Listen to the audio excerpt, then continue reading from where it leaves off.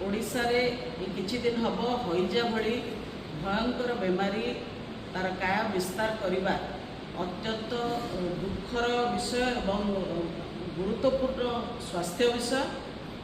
सर्वप्रथम किछि दिन तले आग जाजपुर जिले में है एवं आम जानले जे 2 जन लोक मृत्युवरण कले, अनेक क्षेत्र में प्रभावित होते किंतु परवर्ती काल में अन्य जिला को यह व्यापी यथा भद्रक, केन्दुझर, कटक, पुरी, ढेंकानाल एवं अन्य जगह को व्यापिला। यह अत्यंत चिंताजनक विषय।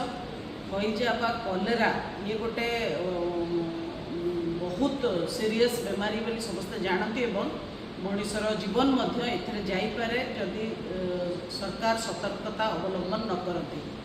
आम जाचे जे वर्षा दिने विशेष भाव में पानी को शुद्ध रखिबार आवश्यकता रही एवं चतुर्पार्श्व जो वातावरण रही स्वच्छ रखिबार आवश्यकता रही।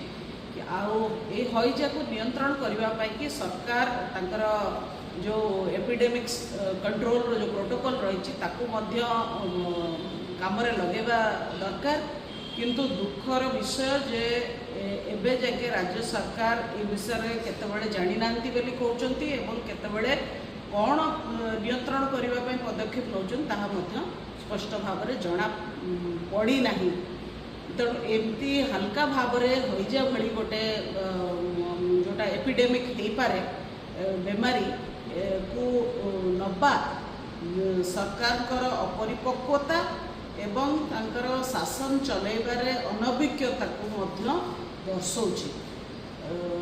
ता सहित ओडिशावासी को जीवन संकट में पकाउछि।